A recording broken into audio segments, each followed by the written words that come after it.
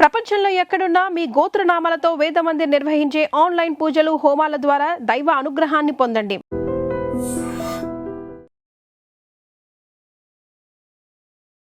నమస్కారం, welcome to I dream. ధర్మ మార్గం విత్ వెజిత కార్యక్రమానికి స్వాగతం. ప్రస్తుతం మనతో పాటు ఉన్నారు అగస్త్య స్పిరిచువల్ ఆర్గనైజేషన్ వ్యవస్థాపకులు క్రియాయోగి ఆదూరి ఉదయ్ భాస్కర్ గారు. ఇప్పుడు వారితో మాట్లాడదాం. నమస్కారం అండి. నమస్కారం. మనకి మరికొద్ది రోజుల్లో వారాహి అమ్మవారి నవరాత్రులు రాబోతున్నాయి. ముఖ్యంగా మనకి సంవత్సరంలో 4 నవరాత్రులు ఉన్నప్పటికీ ఒక 2 మాత్రం గుప్తంగా ఉంటాయి, 2 మాత్రం మనం ఎక్కువగా జరుపుకుంటూ ఉంటాం. విశేషంగా అయితే మనం దేవి నవరాత్రులు విశేషంగా జరుపుకుంటాం. కానీ ఇప్పుడు ఈ నవరాత్రులు కూడా గుప్తంగా ఉంచాల్సినవి ప్రతి ఒక్కరూ ఆచరించే ఒక విధానం అనేది మనం కొంతకాలంగా గమనిస్తూ ఉన్నాం. కానీ ఈ వారాహి అమ్మవారి నవరాత్రులు అందరూ చేయటానికి వీల్లేదు అని చెప్పి వింటున్నాము. మరి అసలు ఎవరు చేయొచ్చు, ఎవరు చేయకూడదు, అదేవిధంగా వారాహి దీక్షలు అని కూడా తీసుకుంటున్నారు కొంతమంది. మరి ఒకరు ఏదైనా చేస్తే వాళ్ళకు దానివల్ల మంచి జరిగింది అని గనక విన్నాము అంటే అది మనకి ఎంతవరకు కరెక్ట్ అనే ఆలోచన కూడా పక్కన పెట్టేసి మనము దాన్ని ఆచరించాలని చెప్పి పరుగులు పెడుతూ ఉంటాం. అలా వెళ్ళటం ఈ విషయంలో కరెక్టే అంటారా? అమ్మవారు మామూలుగా మనందరికీ లలితా సహస్రనామ ప్రకారంగా బ్రహ్మ విద్య. మరి అమ్మవారు మన కష్టం ఉన్నప్పుడు అమ్మని ప్రార్థించవచ్చు. గుప్తంగా ఉన్నవి ఏంటంటే అది యోగ ధ్యాన పద్ధతిలో ఇంతకుముందు ఎక్కువగా ఆచరించేవాడు కాబట్టి అవి గుప్తంగా ఉన్నాయి. రాజశ్యామల గురించి నవరాత్రులు కానీ, ఈ వారాహి నవరాత్రులు కానీ, ఈ 2 గుప్తంగా ఉంటాయి. అదే మామూలు సరస్వతి అని తెలుసు కాబట్టి రాజశ్యామల నవరాత్రులు అది ఎలా ఆచరిస్తారో ఇది ఇంకా ఎక్కువగా అయితే ఇది వారాహి వరాహ నరసింహస్వామి యొక్క స్త్రీ శక్తి. ఓకే, ఇప్పుడు మనం నరసింహస్వామి క్షేత్రాలకు వెళ్తున్నాం కదా. అవునండి. అమ్మవారిని లక్ష్మీ నరసింహ స్వామిగా ఆరాధిస్తున్నాం. అందుకని ఆ లక్ష్మీ స్వరూపమే అంటే సంపూర్ణంగా శివశక్త్యాయుక్తో యతి భవతి అని ఆ శంకరాచార్యులు ఏదైతే సౌందర్యలహరి ద్వారా మనకి ప్రామాణికంగా అందించారో ఆ ఇద్దరి కలిపిన శక్తి ఓకే, లక్ష్మీనారాయణ యొక్క శక్తి వారాహి. మరి తప్పులేదు కదా, తప్పేం లేదు అది. అందుకని అది కొద్ది జ్ఞానం తెలుసుకుంటే మనకేం భయం ఉండదు, తెలియకపోతే భయం ఉంటుంది. కానీ లక్ష్మీ తర్వాత ఇదేంటంటే భూశక్తి అంటే భూమండలం మొత్తాన్ని కూడా ఆ వరాహ స్వామి పైకి తీసుకొచ్చాడు. ధ్వంస ఆ యొక్క వాటితోటి పైకి తీసుకొచ్చాడు కాబట్టి ఇది భూ సంబంధమైనటువంటి వాళ్ళు, వ్యవసాయం చేసేటువంటి వాళ్ళందరూ కూడా ఆరాధించవచ్చు.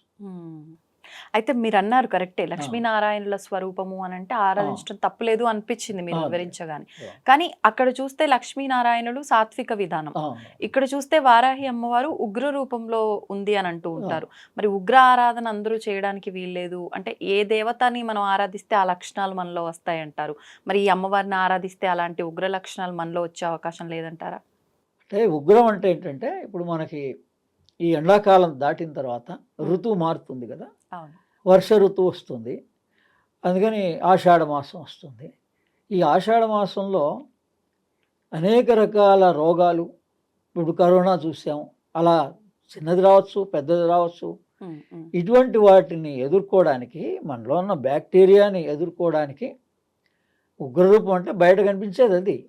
ఏ శక్తి అయినా మన దేహంలోనే ఉంటుంది. అందుకని మన దేహంలో ఉండేటువంటి వైరస్ని నాశనం చేయాలంటే మరి సాత్వికంతో నాశనం చేయలేం కదా, ఫైట్ చేయడానికి ఆ ఫైటింగ్ శక్తి అనమాట. అందుకని మన వాళ్ళు అలా పేరుగా కథగా అందించారు. అందుకని ఏదైనా జ్ఞానమే. జ్ఞానం తెలిస్తే మనకి ఏ భయం లేదు. మరి ఎలా అసలు దేవతని ఎలా ఆరాధించాలి అంటే ఇప్పుడు మనకి కాశీ నుంచి చూసుకుంటే ఈ వారాహి అమ్మవారి యొక్క క్షేత్రాలు చాలా వరకు కింద ఉంటుంది. కాశీలో భూగర్భంలో ఉంటుంది. కాశీలో ఉంది, ఒరిస్సాలో ఉంది, కంచిలో ఉంది, తర్వాత తిరుపతిలో ఉంది శ్వేతవారాహి, మా కుర్తాళపీఠం సంబంధించిన సిద్ధేశ్వరానంద భారతిది. అలాగే ఇప్పుడు హైదరాబాద్లో కూడా ఈ సంవత్సరం ప్రతిష్ఠ అయింది. ఈ సంవత్సరం ప్రతిష్ఠ చేశారు. కుకట్పల్లిలో 6 నంబర్ రోడ్లో శాంతినగర్లో, అంటే వివేకానంద నగర్ కుకట్పల్లి మధ్యలో దగ్గరలోనే తెలుస్తుంది. అంటే ఈ సంవత్సరం ఈ జూలై నెలలో ప్రతిష్ఠ జరిగింది. ఉమ్, ఇద్దరి రెండు అమ్మవార్ల యొక్క స్వరూపాలు వారాహి, రాజశ్యామల. అంతకుముందు లలితా కామేశ్వరి దేవాలయం అది, ఉమ్, ఉమ్. కుర్తాళపీఠ అనుబంధ దేవాలయమే. ఆహా. అందుకని ఇప్పుడు ప్రస్తుతం కుర్తాళపీఠంలో ఉన్న స్వామీజీ ద్వారానే ఈ ప్రతిష్ఠ జరిగింది. ఉహు. దత్తేశ్వరానంద భారతి స్వామి ద్వారా ప్రతిష్ఠ జరిగింది. ఓకే. అదే మనందరికీ హైదరాబాద్లో ఉన్న వాళ్ళకి అందరికీ కుకట్పల్లిలో అమ్మవారు అనుగ్రహించడానికి ఉంది. ఉమ్. అలాగే సికింద్రాబాద్ అల్వాల్లో ఉంది, ఆ. చాలా రోజుల నుంచే ఉంది, అది అందరికీ తెలుసు. అందుకని మనం ఆ అమ్మవారిని ఈ ఆషాఢ మాసంలో పాడ్యమి నుంచి నవమి దాకా 9 రోజుల పాటు దసరా నవరాత్రులు ఎలా జరుపుకుంటామో మన భూ సంబంధమైనవి లావాదేవీలు, కోర్టులలో ఉండేటువంటి కేసులు, ఉమ్. మరి వీటన్నిటి కూడా పరిష్కారం భూ సంబంధమైనవన్నీ ఆమె నిర్వహిస్తుంది. కాబట్టి ఉమ్. ఈ వారాహిని చాలామంది కొంతకాలం నుంచి అందరూ ఆరాధిస్తున్నారు. అంటే ఎవరైతే భూకు సంబంధించి వ్యాపారాలు ల్యాండ్ చేస్తున్న డీలింగ్స్ వాళ్ళు, కానీ, ఏ కొనాలి, కోర్టులో అమ్మాలి సమస్యలు అనుకున్న వాళ్ళు కానీ, ఎవరైనా ఏమున్నా చేయొచ్చా? కానీ ఎవరైనా చేసుకోవచ్చు. ఓకే. అంటే వాళ్ళ శ్రద్ధ విశ్వాసం బట్టి. ఇది పగలు కాదు, రాత్రి, నవరాత్రి. ఉమ్. అమ్మవారు పగలు నిద్రలో ఉంటుందిట, ఆహా. రాత్రి మెలకుగా ఉంటుందిట. అందుకని సాయంత్రం పూట నుంచి ఆమెను ఆరాధిస్తారు. అంటే ఉపాసన మంత్ర దీక్ష లేని వారు కూడా ఆరాధించవచ్చా? మనం ఇప్పుడు 3 మార్గాల్లోనూ చెప్దాం. అలాగే అండి. ఉమ్. ఏంటి ఆ మార్గాలు? ఇప్పుడు మంత్రదీక్ష గురువు ఉన్నప్పుడు వారాహి మంత్రాన్ని వాళ్ళ గురు పరంపరగా ఇస్తారు. అవును. ఇప్పుడు మా గురు పరంపరగా బాబాజీ మహారాజ్ దగ్గర నుంచి, అరిపురాల విశ్వం గారి దగ్గర నుంచి, సిద్ధేశ్వరానంద భారతి కూడా ఉన్నారు. మరి వీళ్ళందరి యొక్క అనుగ్రహంతో ఇంద్రాణి మాత సుభగా సుపత్ని వజ్ర వైరోచని వారాహి నవరోహి స్వాహ. ఇంద్రాణి మాత సుభగా సుపత్ని వజ్ర వైరోచని వారాహి నవరోహి స్వాహ. ఇంద్రాణి మాత సుభగా సుపత్ని వజ్ర వైరోచని వారాహి నవరోహి స్వాహ. అందుకని ఈ వీడియో ద్వారా మీరు ఈ పెద్దలు ఉన్నటువంటి వాళ్ళని, గురు పరంపరని, సిద్ధేశ్వరానంద భారతి కావచ్చు, అరిపురాల విశ్వం గారు కావచ్చు, మహావతార్ బాబాజీ పరంపరలో ఉన్న వాళ్ళందరూ దీన్ని గురుపదేశంగా భావించి ఈ మంత్రాన్ని ఆచరించుకోవచ్చు. ఉమ్. సరే, మరి అంతవరకు మరి గురువులు లేరండి, మరి మంత్రం అంటే కూడా మాకు కొద్దిగా నియమాలు పాటిస్తామో లేదో అనుకోగలిగినటువంటి వాళ్ళు ఉమ్.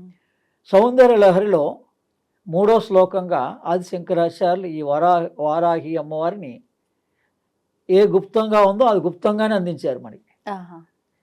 అవిద్యానామంతస్తిమిరమిహిరోద్వీపనగరి జడానాం చైతన్యస్తవక మకరంద స్తుతి జరి దరిద్రాణం చింతామణి గుణనికా జన్మ జలదౌ నిమగ్నానాం ధ్వంస్తామురరిపు వరాహస్య భవతి. చివరి చరణం ధ్వంస్తామురరిపు వరాహస్య భవతి. ఉమ్. భవతి అమ్మవారిని ప్రార్థన చేస్తున్నాం. దేనికి? మనలో ఉండేటువంటి దుర్గుణాలని నాశనం చేయమని. ఉమ్. మన పనులు కావటం లేదంటే మన మనస్సే మనని చంచలం చేస్తోంది. అవును. ఇంత చిన్న సమస్యని భూతద్దంలో పెద్దగా సృష్టిస్తోంది. ఉమ్. అందుకని సమస్యే దాన్ని పరిష్కరిస్తే ఎలా పరిష్కరించవచ్చు, అంతే. చాలా సింపుల్గానే. ప్రతిదానికి ఒక మార్గం ఉంటుంది. ఉమ్. ఉమ్. 10 మహావిద్యలు ఉన్నాయి. ఉమ్. 10 రకాల సమస్యల కోసమే అమ్మవారే 10 రకాల రూపాలుగా మనకి అవతారం. అందించిందండి. ఓకే. అంటే కోర్టు సమస్యలు అంటే ఒక రకంగా, ఉమ్.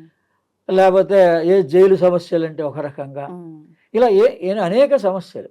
మనిషికి ఉన్న సమస్యలనే అక్కడ మినిస్టర్స్ మనకి ఎలా ఉన్నారో హా. 10 విభాగాలుగా అమ్మవారు వాటిని 10 విభాగాలుగా చేసి మానవాళికి మనుగడకి జననం నుంచి మరణం దాకా ఈ 10 రకాలైనవి సంభవిస్తాయి. ఉమ్. ఉమ్. అందుకని ఆ 10 రకాల 10 మహావిద్యలుగా వాళ్ళు అందించారు. ఓకే. అందులో వీళ్ళు ఆచరించవచ్చు, వీళ్ళు ఆచరించకూడదని ఏం లేదు. ఉమ్. అది తెలుసుకుంటే మనం ఆచరించవచ్చు దేన్నైనా కానీ. ఉమ్. అందుకని ఇది సౌందర్య లహరిలోని శ్లోకాన్ని సరే వాళ్ళకి వీలున్నన్ని సార్లు చదువుకోవచ్చు. ఓకే. 10 సార్లు చదువుకోవచ్చు, 11 సార్లు చదువుకోవచ్చు, ఉమ్. లేదా 108 సార్లు చదువుకోవచ్చు, లేదా 1000 సార్లు చదువుకోవచ్చు. ఉమ్. రోజుకి అంటే వాళ్ళ సమస్య తీవ్రతని బట్టి ఓకే. శ్రద్ధా విశ్వాసంతో ఉమ్. సౌందర్య లహరి 3వ శ్లోకాన్ని చదువుకొని అమ్మవారిని సింపుల్గా ఓ చిన్న ఫోటో పెట్టుకున్నా సరిపోతుంది. ఉమ్. రాత్రిపూట అమ్మవారిని ఉపాసన చేయాలి. ఓకే. 3వ మార్గం ఏంటంటే ఈ లలితా సహస్రనామం అందరు పారాయణ చేస్తున్నారు. అవునండి. అందులో విశుక్ర ప్రాణహరణి వారాహి వీర్యనందిత అనే నామం 76వ నామంలో ఉంది. మరి దీన్ని మొదట శ్రీమాత అనుకొని చివరి చరణం కూడా చదువుకొని సంపుటీకరణం అంటారు. మొదటి శ్రీమాత మొదట అనుకుంటారు, మొదటి చరణం కూడా చదువుకోవచ్చు, చివరిది మళ్ళీ చదువుతారు. శివశక్యాయుక్తో భవతి శక్త ప్రభవితం అని, అంటే అది సౌందర్యలహరి. ఇందులో మామూలుగా లలితా సహస్రనామం చివరి లైన్ని మొదటి లైన్ని ఈ మధ్యలో ఈ 76వ లైన్ని మనం 10 సార్లు కానీ 108 సార్లు కానీ వాళ్ళ ఓపికని బట్టి వాళ్ళ సమయాన్ని బట్టి ఆ ఒక్క చరణాన్ని విశుక్ర హరణ ప్రాణహరణ వారాహి వీర్యనందిత అనేటువంటి 2 లైన్లు ఉంటాయి కదా, ఆ 2 లైన్ల చరణాన్ని చదవచ్చు, ఒక్క లైన్ చరణం కూడా చదువుకోవచ్చు. అదే అమ్మవారిని ఉపాసన చేసేటువంటి విధానం. అంటే ఒక నామరూపంలో మంత్ర ఇది నామరూపంలో చేయొచ్చు, అదేమో శ్లోక రూపంలో చేయొచ్చు, మంత్ర రూపంలో చేయొచ్చు. అంటే భౌతికంగా పూజలు ఆరాధనలు ఈ నవరాత్రులు అంటే ఇంకొక వేరే విధానాలు ఉంటాయి. మనకి మన గురువుని బట్టి ఉంటుందండి. మనకు ఎవరు తెలియదంటే జగద్గురు ఆదిశంకరాచార్యులనే గురువుగా భావించవచ్చు. మనకి ఎవరు పూర్వీకులు ఉన్నారో, ఎందుకంటే అశ్విని సూక్తంలో మొదటి శ్లోకంలో ఈ రహస్యం చెప్పారు. పూర్వజౌ చిత్రభాను గిరా వాసం సామి తపసాహనంతౌ దివ్యౌ సుపర్ణౌ విరజౌ విమానౌ అధిక్షిపంతౌ భువనాని విశ్వ. ఈ 14 భువనాలకి కూడా ఎవరైతే ఆ భువనేశ్వరుందో ఆమెను స్తుతిస్తూ, అలాగే 27 నక్షత్రాల్లో మొట్టమొదటి నక్షత్రం అశ్విని. ఆ అశ్విని సూక్తంగా అందించారు వ్యాసుల వారే. ప్రపూర్వగౌ, పూర్వులు ఎవరిని ఆచరించారో ఆ పూర్వుల్ని నువ్వు గురువుగా భావించు. నీకు తెలిసిన వాళ్ళు ఎవరి సాంప్రదాయానికి వాళ్ళకి ఎవరో గురువులు ఉన్నారు కదా, అందుకని వాళ్ళని ముందు భావించవచ్చు. వాళ్ళ గ్రంథాల్లో కూడా రాశారు, ఆదిశంకరాచార్యులు కూడా రాశారు, సౌందర్యలహరిలో రాశారు, ఏ గురువు లేకపోతే నన్నే గురువుగా భావించు అని కూడా రాశారని ప్రామాణికంగా. మరి ఇప్పుడు అమ్మవారిని ఆరాధించాలంటే ఎటువంటి పుష్పాలు, ఎటువంటి రంగు వస్త్రాలు, ఎటువంటి నైవేద్యము? అంటే ఎరుపు రంగు అమ్మవారికి ఇష్టం. మందార పూలు అవి ఎరుపు రంగుతో ఆచరిస్తారు. అక్షింతలు కూడా మనం మామూలుగా పసుపు అక్షింతలు తీసుకుంటాం కదా, ఈ వారాహి ఈ శక్తి పీఠాలు వీటిలో ఈ అమ్మవార్లకి కుంకంతో కలిపి వేరుశనగ నూనెతో కానీ నువ్వుల నూనెతో కానీ కలిపి, అంటే నూనె కుంకము బియ్యము కలిపి పసుపు అక్షింతలలాగా ఇది ఎరుపు అక్షింతలు ఉంటాయి. అమ్మవారిని ఎరుపు అక్షింతలతో పూజిస్తారు. అలాగే దీపం కూడా ప్రమిద ప్రధానమైంది. ప్రమిద దొరికితే మంచిది. మట్టి ప్రమిదలో ఈ ఒత్తిని కూడా కుంకం రాసి ఎరుపు